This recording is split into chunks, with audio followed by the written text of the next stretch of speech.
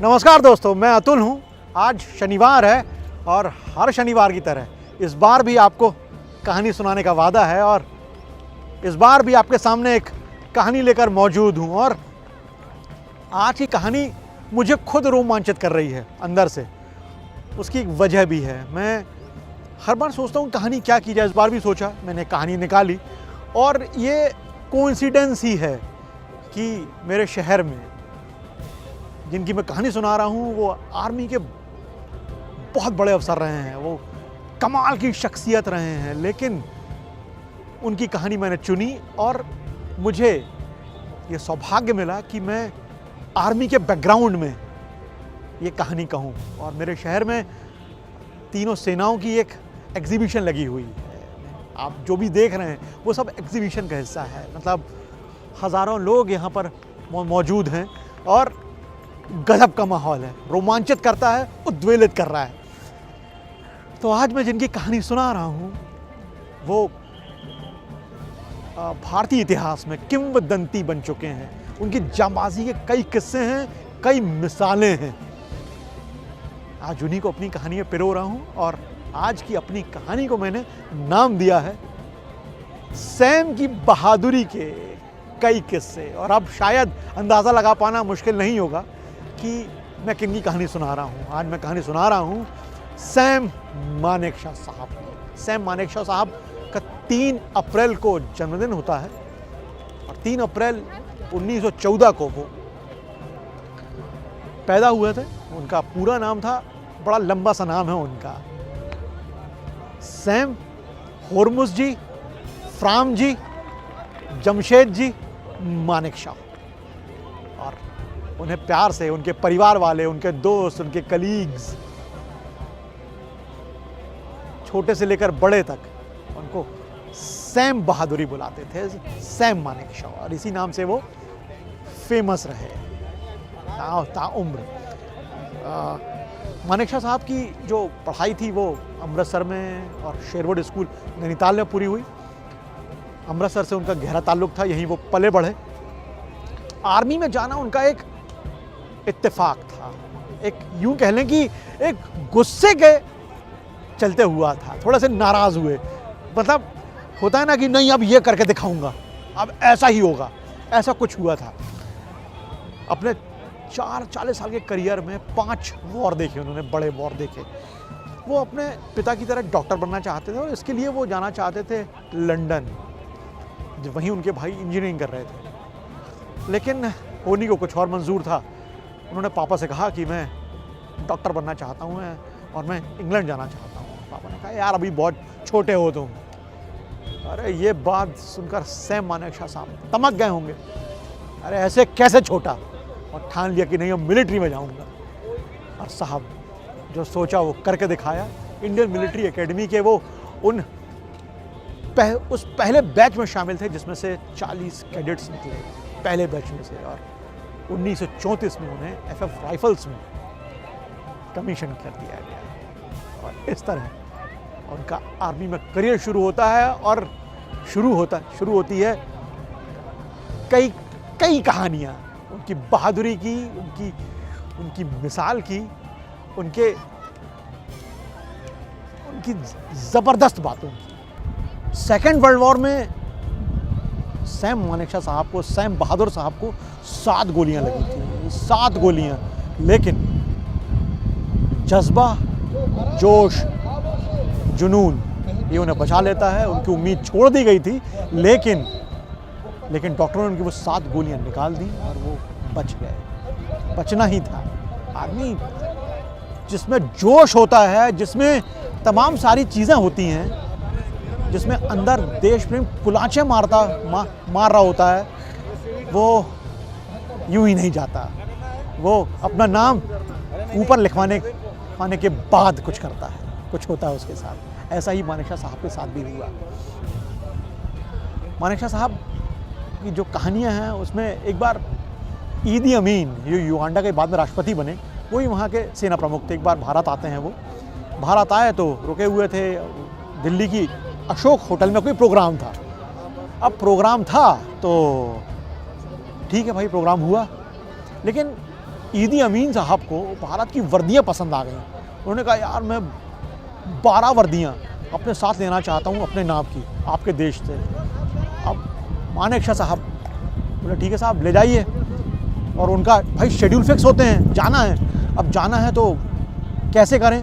तो दिल्ली में एक मशहूर दुकान थी टेलर की, एडीज़ करके, वो रात में खुलवाई जाती है, रातों रात काम होता है, 12 वर्दियाँ सिलवाई जाती हैं ईदी अमीन साहब के लिए, और फिर वो अपने साथ लेके जाते हैं। मानेकशॉ साहब की बेटी ने एक बार बताया था माया दारूवाला ने कि मेरे पापा को खर्राटे लेने की आदत है, और इसी के चलते मम्मी सीलू और पापा कभी साथ में नहीं सोचते थे कि पापा बहुत तेज़ खर्राटे लेते थे। और इससे जुड़ा एक और किस्सा है। एक बार मानेकशॉ साहब रशिया जाते हैं, तो वहाँ पर जो उनके लिए एक तैनात अफसर थे वो उन्हें छोड़ने होटल के रूम तक गए। तो सीलू उनसे बोल पड़ी, यानी कि मानेकशॉ साहब की वाइफ, कि मेरा रूम कहाँ है? तो अफसर चौंक गए, बोले आपका room? He is your husband, आप तो नहीं के साथ रुकेंगी? तो उन्होंने कहा नहीं मैं इनके साथ नहीं रुक सकती। फिर बताया गया कि मैं स्नोरिंग करता हूँ और उनकी वजह से उन्हें दिक्कत होती है, दिस। तो बहुत हंसी मजाक हुआ, और फिर उन्हें अलग कमरा दिया गया। फिर मानेकशॉ साहब भी नहीं चूके और उन्होंने मजाक किया। उस अफसर का नाम कुप्रियानो था। तो उनके कंधे पर हाथ रखे गए, बोले यार अब तक जितनी औरतें मुझे जानती हैं, जितनी महिलाएं मुझे जानती हैं, किसी को मेरे खर्राटों से दिक्कत नहीं है सिवाय इनके। तो ऐसी कई कहानियाँ उनकी गूंजती रही हैं।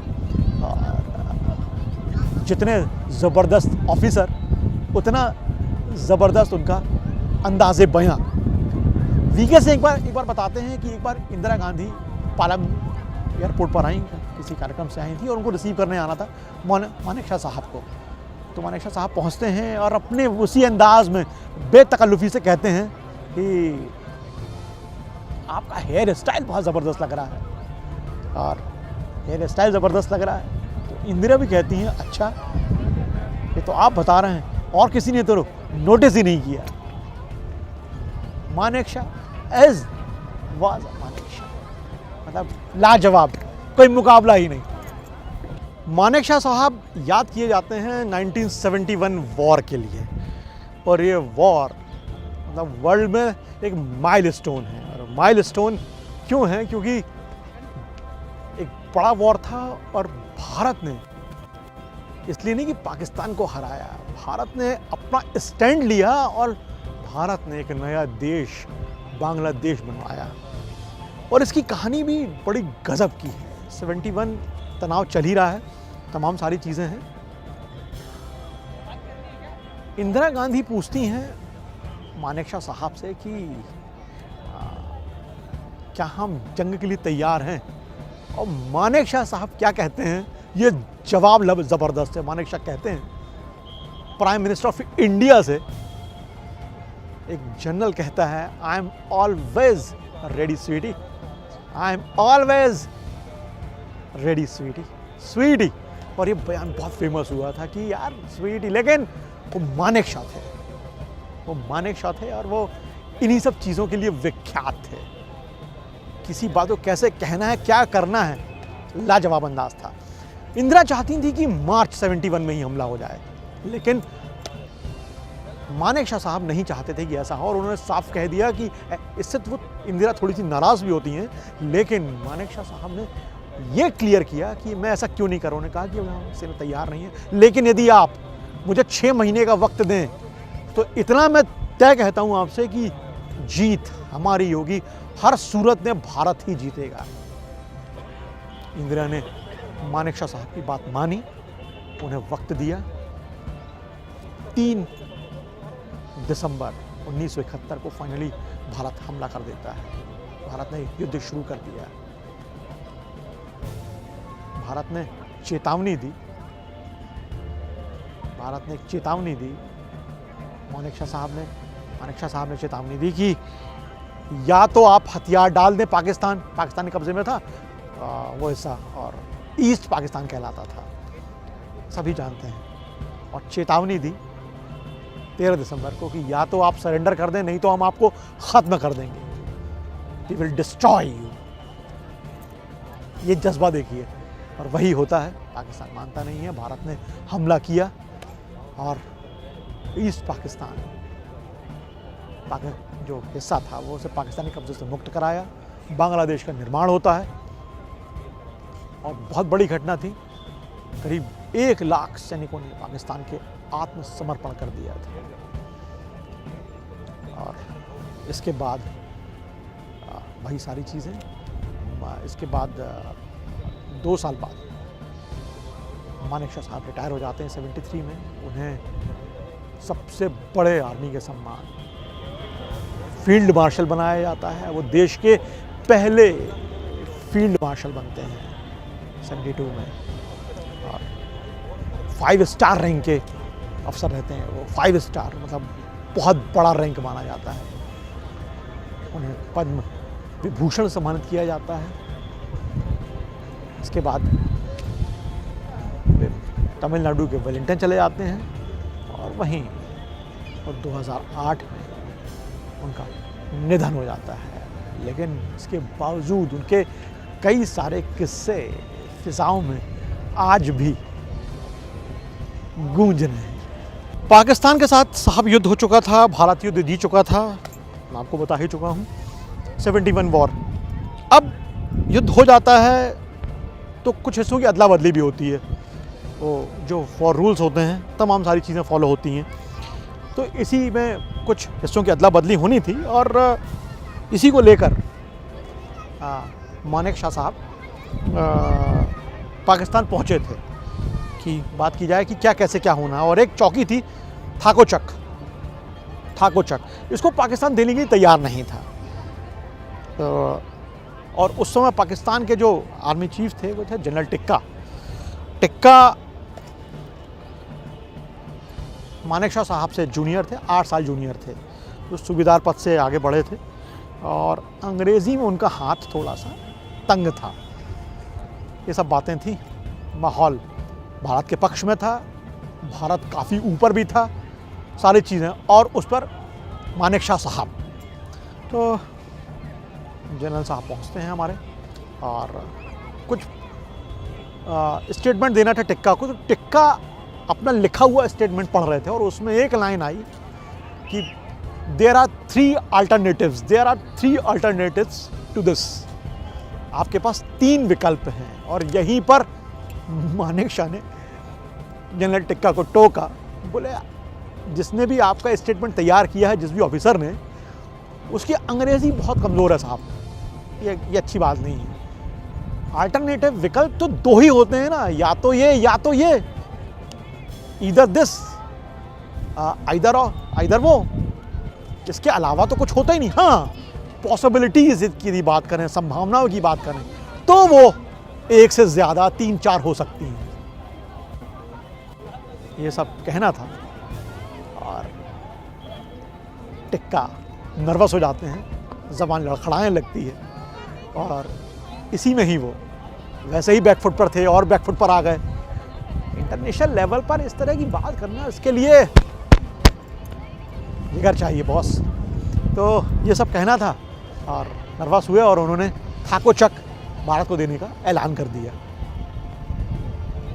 और बस यही थी मेरी आज की कहानी। दोस्तों, हम कोई भी इंसान माँ के पेट से ही बहुत सारी चीज़ें लेकर आता है। वो बहादुरी माँ के पेट से लेकर आता है, लेकिन संवारता इसी धरती पर है। उसकी किस्मत लिखी जा चुकी होती है, वो किस्मत अपने साथ लेकर आता है, लेकिन वो भी इंसान इसी धरती पर संवारता है। भले ही बहादुरी उसे मिली हो, लेकिन बहादुरी वो यहीं पर मांझता है, यहीं पर दिखाता है, और यही बहादुरी उसे ऊंचाई पर ले जाती है। बहादुरी आती है तो इतिहास गवाह है, कि बेबाकी अपने आप आ जाती है। और जो आदमी इसी बहादुरी से, इसी बेबाकी से जब अपना नाम आसमान पे लिखा जाए तो आप उसके कद का अंदाज़ा लगा ही सकते हैं। अगले शनिवार फिर शाम 6 बजे फिर एक नई कहानी लेकर आऊँगा। तब तक स्वस्थ रहिए, खुश रहिए, अपनों के साथ रहिए और सुनते रहिए मुझे यानी अतुल को। हमारी ये कहानियाँ अच्छी लगती हों तो हमारा YouTube चैनल भी सब्सक्राइब कीजिएगा और अपनों से भी करवाइएगा। तब तक के लिए मुझे दीजिए इजाज़त। जय हिंद।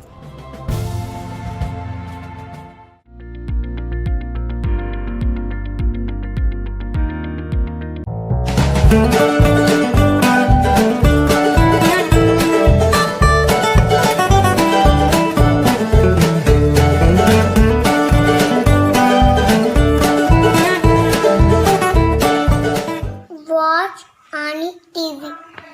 द सूत्र की खबरों को देखने के लिए प्ले स्टोर और एप्पल स्टोर से डाउनलोड करें हमारा ऐप द सूत्र। आप हमारी खबरें thesutra.com पर भी देख सकते हैं।